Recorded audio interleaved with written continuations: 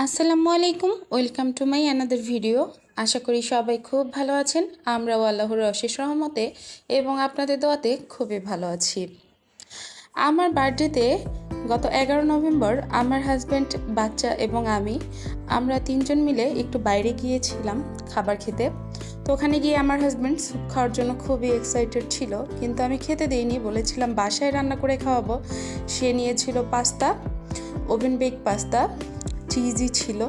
এখন বাসায় এসে তো একদম আমিও আটকায় পড়ে গেছি যে কিভাবে আমি থাই স্যুপ রান্না করে খাওয়াবো। আজ প্রথম, তাই একটু চেষ্টা করলাম আর এটা আপনাদের সাথে শেয়ার করলাম। মাত্র 2 টুকরো মাংস নিয়েছি, মুরগির মাংস, আর এর বেশি কিন্তু মাংসের প্রয়োজন হয় না। তবুও যারা বেশি চিকেন লাভার বা মাংসটা বেশি পরিমাণে চাচ্ছেন তারা বাড়িয়ে বা কমিয়ে দিতে পারেন। আর হ্যাঁ, চিংড়ি মাছ ব্যবহার করতে পারেন। আমার বাসায় চিংড়ি মাছগুলো ছিল খুবই ছোট, তাই এখানে ব্যবহার করিনি। আর দিয়ে দিতে হবে এখানে আদার টুকরো, কারণ আদাটা থাই স্যুপের কিন্তু একটা খুবই সুন্দর ফ্লেভার ছড়ায়, আর আদা তো থাই স্যুপে অবশ্যই লাগে। তো আমি আজ ম্যাগি থাই স্যুপটা দিয়েই আরও কিছু উপকরণ অ্যাড করে বেশি পরিমাণে স্যুপ বানাবো। তো 1 প্যাকেট স্যুপ দিয়ে এই হাঁড়িটার 1 হাঁড়ি স্যুপ আজকে আমি বানিয়ে আপনাদেরকে দেখাবো। আর এই স্যুপটা কিন্তু আপনারা চাইলে মেহমানদের সামনে আপ্যায়নের জন্য দিতে পারেন। এখানে আমি 2টা ডিমের কুসুম নিয়ে নিয়েছি। আমি শুধু কিন্তু এখানে কুসুমটাই অ্যাড করেছি, এটা আপনারা লক্ষ্য করলে বুঝতে পারবেন। আর হ্যাঁ, আপু অ্যান্ড ভাইয়েরা, আমার ভিডিওটি যদি আপনাদের কাছে ভালো লেগে থাকে প্লিজ আমার চ্যানেলটি সাবস্ক্রাইব করে দিবেন এবং ভিডিওতে লাইক, কমেন্ট এবং ফ্রেন্ড সার্কেলদের মাঝে শেয়ার করে আমার চ্যানেলটি দেখার সুযোগ করে দিবেন কাইন্ডলি। আর এখানে আমি এখন অ্যাড করে দিচ্ছি টমেটো সস। খুবই সামান্য উপকরণ দিয়ে আপনারাও ঘরে এই স্যুপটা বানিয়ে নিতে পারেন, কারণ আমাদের কাছে তো সবসময় সব কিছু থাকে না। তো থাই স্যুপ খেতে চাইলে এভাবে আমরা চাইলেও বানিয়ে নিতে পারি একদম সিম্পলভাবে।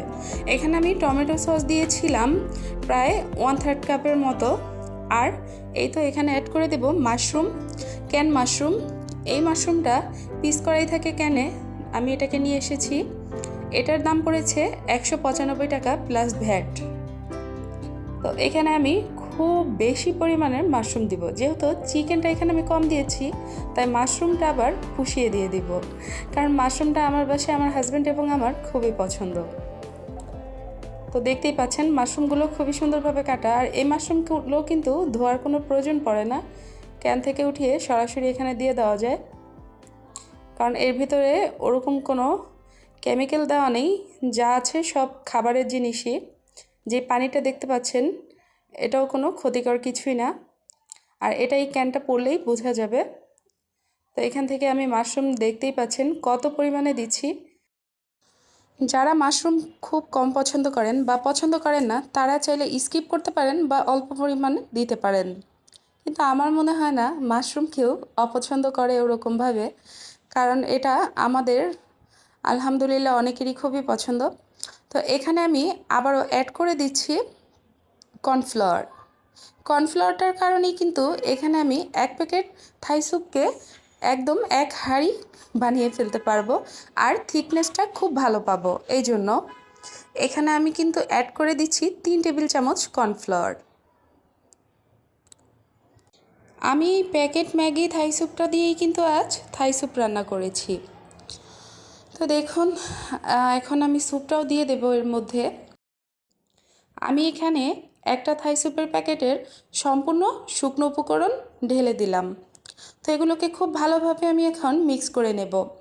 আর আমার বাসায় থাই পাতা নেই, তাই আমি এখানে থাই পাতা ব্যবহার করতে পারিনি। আপনারা চাইলে কেউ ব্যবহার করতে পারেন, কিন্তু এখানে যেহেতু এই প্যাকেট স্যুপটার ভিতরে থাই পাতার শুকনো পাতা দেওয়া আছে, গুঁড়ো দেওয়া আছে, তাই প্রচুর পরিমাণে এমনিতেই ফ্লেভার পাওয়া যায়। তারপরও যারা একটু স্ট্রং ফ্লেভার চান তারা চাইলে থাই পাতাটা অ্যাড করে দিতে পারেন।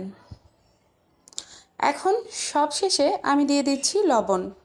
লবণের পরিমাণ তো আপনারা সবাই জানেনই, যে যতটুকু পরিমাণের ইচ্ছা দিবেন। যারা একটু লবণ বেশি খান তারা একটু বেশি দিবেন, যারা একটু কম খান তারা একটু কম দিবেন। আর লবণটা যে এখনই দিতে হবে এরকম কোনো কথা নেই, পরবর্তীতে চেক করেও আমরা দিতে পারবো। দিয়ে দিয়েছি মরিচের গুঁড়া, পরিমাণ মতো। মরিচের গুঁড়াটা আপনারা যারা ঝাল বেশি খান তারা একটু বেশি দিবেন, আর যারা কম খান একটু কম দিবেন। আর এখানে দিচ্ছি চিলি সস। চিলি সস ছিল এখানে প্রায় 3 টেবিল চামচের মতো, আমি ওটাকে গুলিয়ে দিয়ে দিয়েছি। সব কিছু দিয়ে দেওয়ার পর আমি এখানে অ্যাড করে দিচ্ছি নর্মাল পানি। তো নর্মাল পানি এখানে আমরা অ্যাড করে দিচ্ছি 3 কাপের মতো। মেজারমেন্ট কাপের 3 কাপ পরিমাণ দিলেই যথেষ্ট। তো এখন সবগুলো উপকরণ আমি ভালোভাবে মিশিয়ে নিচ্ছি চামচ দিয়ে, যেন কোনো দলা পেকে না থাকে। দলা পেকে থাকলে কিন্তু এটা সেদ্ধ করার পরও দলা পেকেই থাকবে। আর যখন আমরা চুলোয় দিব স্যুপটা, তখন অনবরত এভাবে নাড়াচাড়া করতে হবে, না হলে কিন্তু কর্নফ্লাওয়ারটা দলা পাকিয়ে আসতে পারে। আর এ পর্যায়ে চুলার আঁচটা কিন্তু মিডিয়াম টু হাই হিটেই থাকবে মোটামুটি। আর ওই তো আমার কিচেনে দেখতে পাচ্ছেন চুলার উপরে আমি পাশে রেখে দিয়েছি ওখানে ডিমের সাদা অংশটা। আপনারা এখানে সাদা অংশটা ব্যবহার না করতে পারেন, কিন্তু আমি এখানে সাদা অংশটা ব্যবহার করব থিকনেসটা আরও একটু ভারী হওয়ার জন্য। তো দেখুন কালারটা কিন্তু কতটা চেঞ্জ হয়ে আসছে। আর হ্যাঁ, আপনাদের কাছে আমার একটাই রিকোয়েস্ট, প্লিজ আমার ভিডিওতে আপনাদের মূল্যবান কমেন্টটা জানিয়ে আমার ভিডিওটা কেমন হলো প্লিজ সেটা লিখে দিবেন। এটা আপনাদের কাছে আমার একটা রিকোয়েস্ট। যেহেতু আমি ক্যামেরাটা হাত দিয়ে ধরেছি তাই আপনাদেরকে দেখাতে পারছিলাম না কিভাবে আমি ডিমের সাদা অংশটা অ্যাড করেছি। ডিমের সাদা অংশটা আমি এক হাত দিয়ে বাটিটা ধরে ঢেলেছি আর চামচ দিয়ে অনবরত নেড়েছি। এখন আমার স্যুপটা কিন্তু পারফেক্টভাবে প্রায় 2-3 মিনিট জাল করার পরে হয়ে গিয়েছে। এখন আমি সার্ভ করে আপনাদের দেখিয়ে দিচ্ছি, আর এর থিকনেসটাও কেমন হয়েছে এটাও আমি চামচ দিয়ে আপনাদেরকে দেখিয়ে দিচ্ছি। দোকানের থেকে আলহামদুলিল্লাহ একদম 100% নিশ্চিত থাকুন যে স্বাদ কোনো অংশে একটুও কম ছিল না।